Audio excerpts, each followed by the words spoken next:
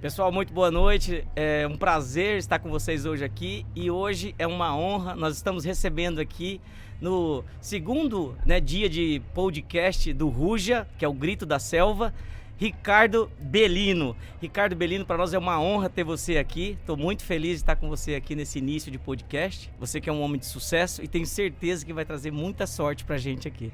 Tatu, pra mim é que é uma alegria enorme sair da toca, né? E chegar aqui com o Tatu para poder compartilhar um pouco, logo após a minha palestra, de alguns insights, algumas inspirações que possam deixar aqui uma contribuição realmente relevante para quem está te assistindo. Rapaz, hoje, ouvindo a tua palestra ali, vieram vários insights e eu tenho certeza que não foi só para mim, foi para muita gente aqui. Então é muito bom quando a gente recebe alguém que tem conhecimento, que tem conteúdo e que tem história, né? Você é um homem que tem história, né? E eu vou começar com uma história interessante, que você foi falar com o homem, né? Um dos homens mais poderosos do mundo, Donald Trump, né? Um cara respeitado. E ele te deu 3 minutos para você convencer ele de alguma coisa. E me chamou a atenção na sua história, foi o fato de que você chamou a atenção dele citando a observação dos números, né? Sim. E muita gente não dá importância para isso. A parte de criação, pessoal criativo e tal, não dá importância para os números. E eu gostaria que você falasse para a gente qual a importância dos números para um homem de negócio, um empreendedor, alguém que quer ter sucesso. Tatu, bom, eu acho que dentro desse exemplo especificamente que você está colocando aqui, eu acho que não é exatamente os números, é o que eu chamo de contexto. As pessoas pensam que elas podem vender uma ideia somente apresentando a ideia, somente aquilo que está descrito no seu produto ou no seu projeto. Isso não tem valor. Se essa ideia não for contextualizada, se a pessoa do outro lado não se visualizar naquele contexto, você não consegue realmente vender a sua ideia. Por isso a dificuldade de se vender as ideias. Porque as pessoas não conseguem contextualizar o seu projeto, o seu produto num ambiente maior. Quando eu trouxe esses exemplos, que eu provoquei o Donald Trump a pensar, primeiro o que eu queria era tirá-lo daquele estado mental, daquela ameaça de me dar apenas 3 minutos, sem pedir a ele mais minutos, de uma forma direta, trazendo ele para ele parar para pensar em responder o que ele não sabia. E quando você pergunta alguma coisa para alguém, você faz com que ele pare para pensar. E ele tira o foco de que ele te deu 3 minutos para te mandar embora e começa a raciocinar. E quando ele não tem a resposta, naquele caso eu perguntava e respondia ao mesmo tempo, você surpreende a pessoa. E surpreende a pessoa de forma positiva, porque dá a dimensão, né? Não é somente numérica, mas a dimensão que permite alguém que pensa grande como ele entender o tamanho da oportunidade. Porque é só quando você consegue visualizar o tamanho da oportunidade e que aquele projeto ou aquela solução pode ajudar a você capturar uma boa parte do tamanho daquela oportunidade, é que a pessoa fica curiosa, motivada e com vontade de fazer parte, ou no mínimo de saber mais.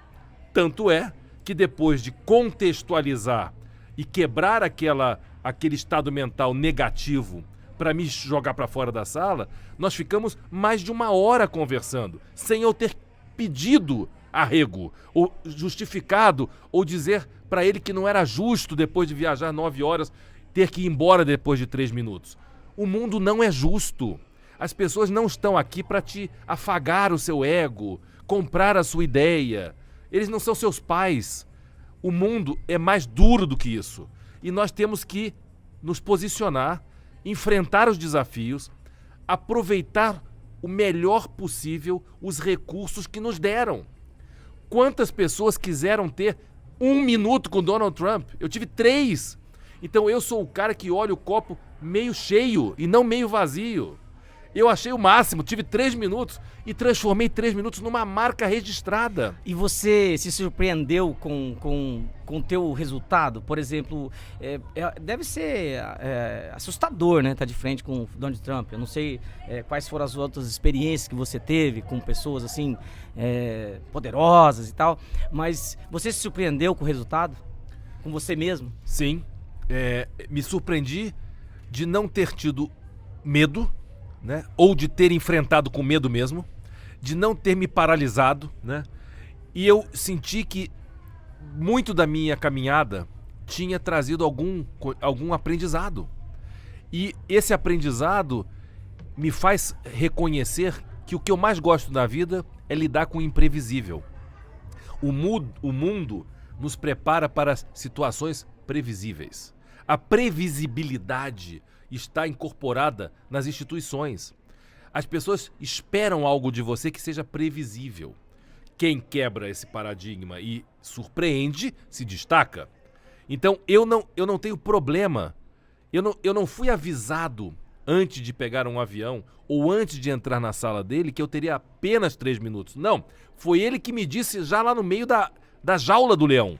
Então, estar preparado para isso faz com que a gente aceite aquele momento sem ter uma reação negativa.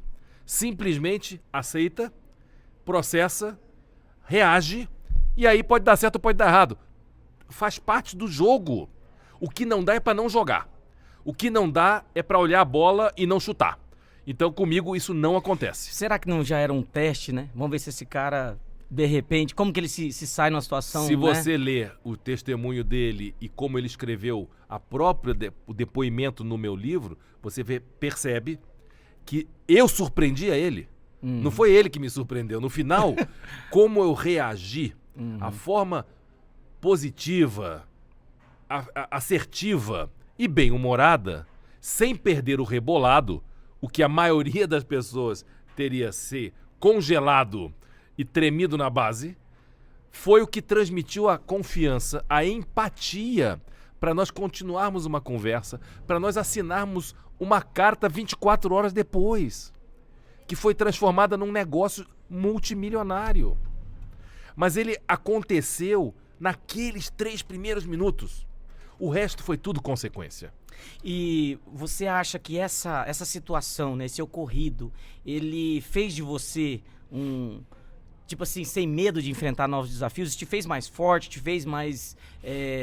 tirou um pouco daquela insegurança e do medo que você tinha? Tipo assim, eu já enfrentei o que tinha de... Não, eu vou te dizer o seguinte, essa não foi a primeira grande desafio. Eu lá atrás, aos 20 anos, comecei aquela jornada em busca de me tornar sócio do John Casablancas e as minhas condições naquele momento eram muito piores. Eu tinha muito menos recursos, menos confiança, menos sucesso para me apoiar na minha própria autoestima. E eu acho que foi essa jornada de quase 20 anos empreendendo anteriormente que me prepararam para aqueles 3 minutos. Eu levei 20 anos para poder, em 3 minutos, virar o jogo. Então, é como a referência que foi feita do corredor que levou 20 anos para fazer 100 metros em menos de, sei lá, X segundos. É a preparação. Não é os 3 minutos ou o que você falou durante 3 minutos. É como você reagiu ao ser colocado naquela situação e o que você precisou viver antes e conquistar em termos de confiança, em termos de confiança em você mesmo. E essa confiança não é a arrogância, não é uma preparação técnica, não. É uma preparação emocional. Como é que eu lido com as adversidades? Como é que eu reajo a uma situação adversa como essa? Porque problemas todos nós vamos enfrentar todos os dias. É como nós lidamos com os problemas que aparecem e como nós resolvemos esses problemas é que vai ditar o sucesso ou o fracasso das nossas iniciativas. Então eu queria, muito bom essa resposta, eu queria pegar um gancho nela. Eu queria perguntar para você é um homem de sucesso, né? Reconhecido nacionalmente, internacionalmente, mas eu queria perguntar para você já falhou? E eu gostaria de saber como foi e como isso te fez melhor. Falhei muitas vezes, muito mais vezes eu falhei do que eu acertei. Tem vários projetos que eu me envolvi, ainda mais jovem, depois de ter sido bem sucedido na primeira empreitada da Elite, fazendo negócios em outros segmentos, mas eu nunca deixei de acreditar que eu deveria continuar empreendendo até dar certo. Não é quando vai dar certo, é até dar certo. E eu sempre digo o seguinte, quando as coisas dão errado, eu faço um recibo em nome da escola da vida. E a minha gaveta tá cheia de recibos. Isso é legal, isso aí Porque tem que guardar. esses recibos são o meu maior investimento em quem eu me tornei hoje. Na minha autocapacitação para ser um ser humano melhor, antes de qualquer coisa. Um ser humano consciente das minhas responsabilidades. Primeiro, comigo mesmo. De ser uma pessoa melhor. E ser uma pessoa melhor está ligado diretamente à minha consciência de que eu preciso ser um agente de transformação de outras pessoas. Que eu preciso entender que a minha felicidade plena, ela só vai se manifestar quando eu entender o meu papel e ajudar a outras pessoas a serem felizes. Quando eu faço esse círculo virtuoso girar, eu me torno alguém genuíno, interessante e relevante. E as pessoas passam a querer fazer negócio comigo. Eu não preciso vender para você numa ideia. Eu te convido a você mesmo me apresentar ideias, porque a gente criou uma empatia, uma conexão de coração. Coração não é aquele desenho bonitinho romântico que diz eu te amo.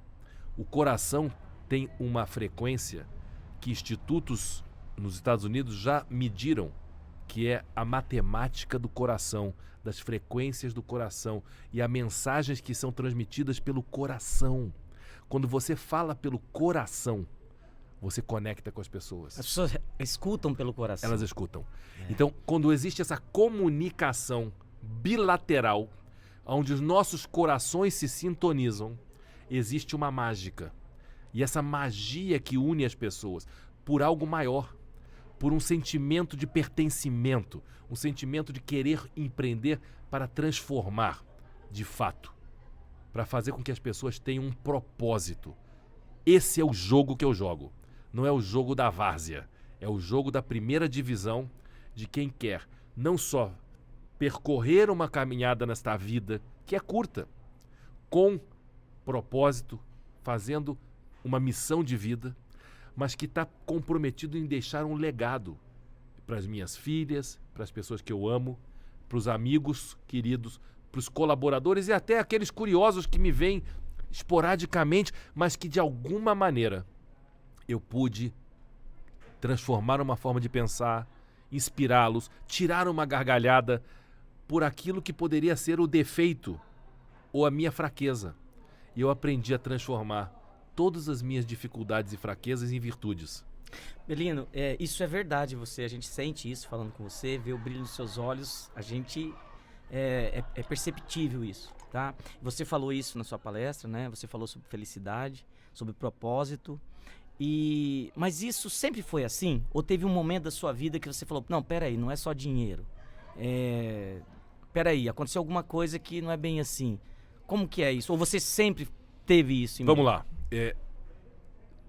A verdade é que o ser humano, né, ele é movido pelo ego. Né? E é normal. Verdade. É natural. Não tem nada de errado isso. Uhum. Demonizar o ego é um erro. Porque o ego está associado à sua personalidade. Uhum. O que você não pode ser é refém do seu ego. Você tem que colocar o seu ego para trabalhar para você. E não o contrário.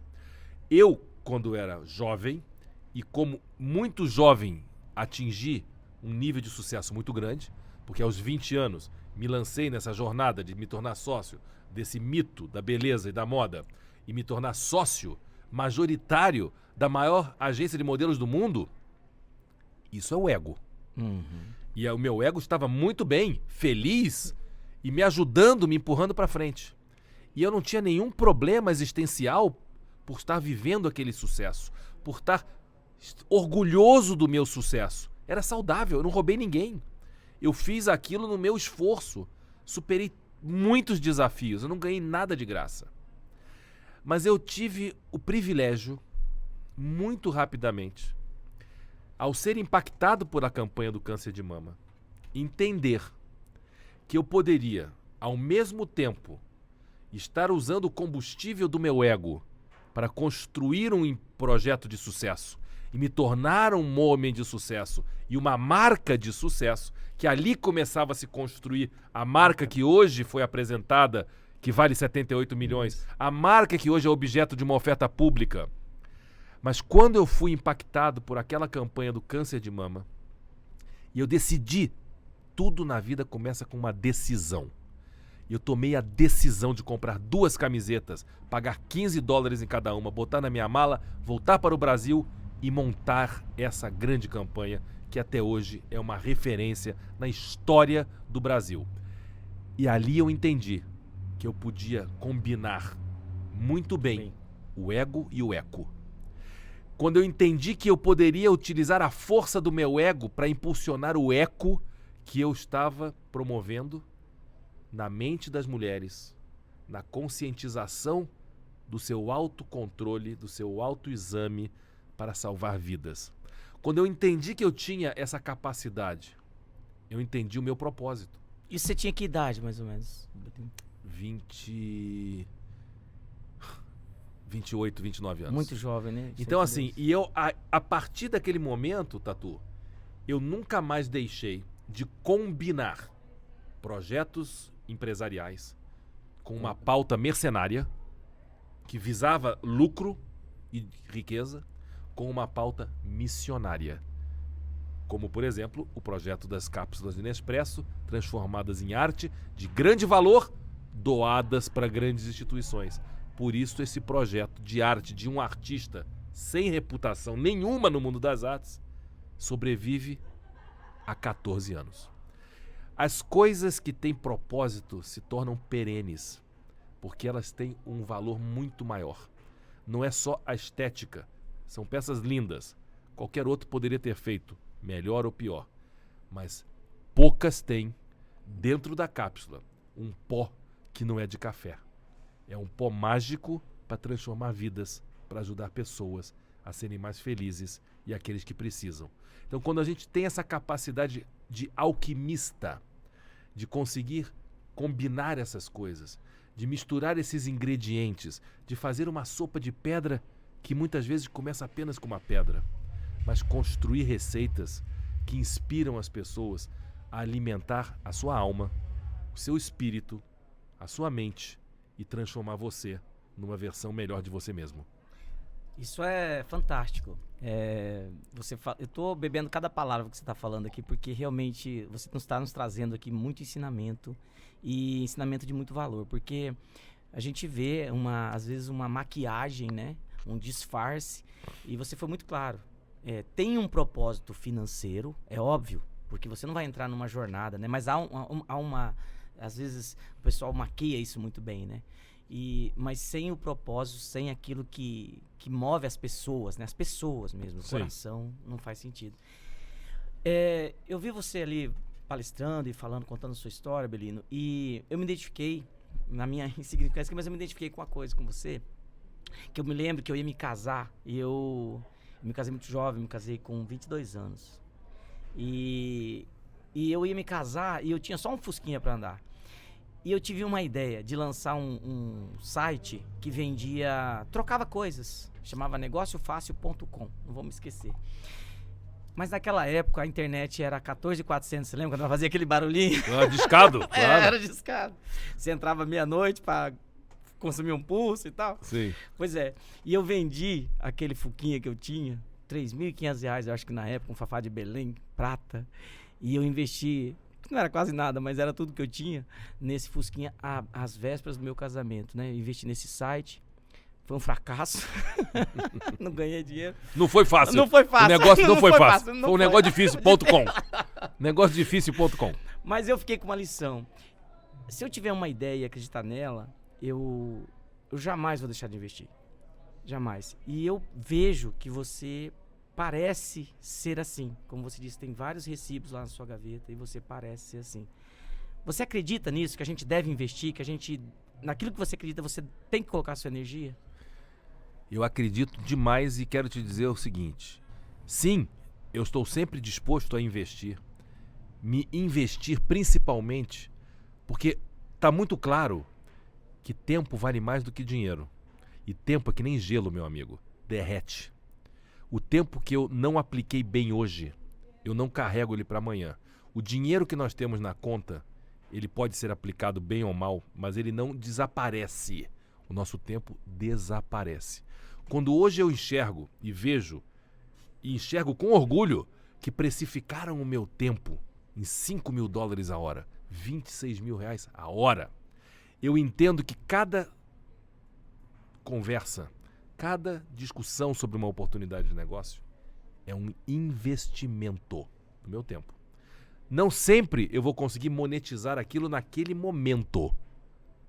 Mas na medida em que eu entendo o processo de que o meu tempo tem um valor e que eu posso sim trocar tempo por negócios ou participações, eu construo um patrimônio, eu construo uma carteira diversificada de investimentos. Então eu vendo uma mentoria a $5.000 a hora, por $40.000 uma mentoria que nasce da minha oferta pública de ações, até investir em tempo contra uma participação futura em um negócio que eu acredito. E negócios que eu acredito não é no PowerPoint, como eu disse, e nem na planilha Excel. É em pessoas. Eu invisto em pessoas, eu acredito em gente. Porque eu já entendi que muitas vezes o negóciofácil.com não vai dar certo. Mas o tatu não vai se esconder na toca.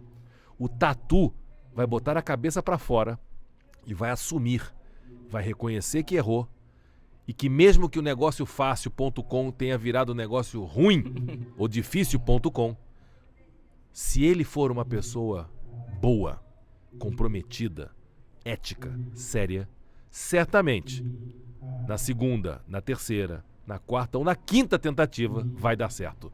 E eu invisto nessa crença no futuro de que sempre a gente tem que acreditar até dar certo. Foi um papo maravilhoso. Por mim, a gente ficaria aqui por horas, né, conversando. Obrigado, você é uma Tatu. pessoa fantástica. Apesar de todo o seu sucesso, tudo, você transmite muita humildade, muita sinceridade. E para mim foi uma honra, tá, ter você aqui, sinceramente.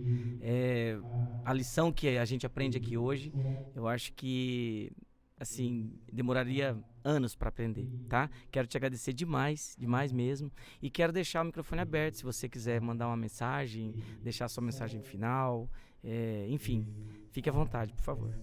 Vou deixar aqui sim uma mensagem, vou relembrar algo que eu falei hoje, que sempre me emociona na associação comercial aqui, que tirou ali, fez algumas pessoas se emocionarem como eu me emociono sempre que conto. Porque, de novo, eu vou repetir, eu acredito demais nesse mantra de que a felicidade precede o sucesso. Não é a felicidade poliana, é a felicidade consciente de que nós, ao sermos mais felizes e termos o compromisso de sermos felizes, vamos produzir mais, vamos trazer mais resultado, vamos ter mais lucro. Então quer dizer que felicidade traz dinheiro. E não dinheiro compra a felicidade. E tem uma história que eu vou contar rapidamente, que aconteceu na Nigéria, envolvendo o homem mais rico da Nigéria, um banqueiro, e o seu amigo pediu a ele se ele poderia doar 300 cadeiras de roda para crianças carentes na Nigéria. E ele imediatamente concordou e fez a doação. E no evento de entrega dessas cadeiras de roda, uma criança pequenininha chegou próximo do banqueiro e puxou a sua calça, chamando a atenção dele. E ele virou-se para a criança e falou: olha, que houve, meu filho? Faltou uma cadeira de roda para você? O que acontece? Eu posso providenciar mais uma cadeira de roda? Não é o problema. Ele falou: não. Eu queria simplesmente olhar para o seu rosto, para que eu pudesse me lembrar de você quando eu reencontrar você no céu, para te agradecer a maravilha que você fez por mim e por essas crianças. Então, se nós, de fato, não entendermos que muitas vezes nós precisamos ser gratos e que às vezes é importante se relembrar de quem nos fez o bem, porque talvez a gente, numa segunda oportunidade, lá no céu, possa reencontrar essa pessoa. E por que não dizer obrigado mais uma vez? Isso faz pessoas grandes. Isso faz você ser uma versão melhor de você mesmo. Todo o resto é ganhar e perder. Faz parte do jogo e é consequência. Coloca a felicidade na frente, com certeza, impossível de errar. Gente, vamos dizer o quê depois disso tudo, né? Muito obrigado. Você realmente tocou o nosso coração, tá bom? Obrigado você, E eu Tatu. espero sinceramente que essa mensagem chegue ao maior número de pessoas possíveis, para que possam não ter a mesma emoção que nós estamos aqui, olhando no olho, né? Vendo a sinceridade, coração com coração, como você disse, né? Mas que possam fazer diferença na vida de vocês. Gente, se o mercado é uma selva, ruja! É isso aí.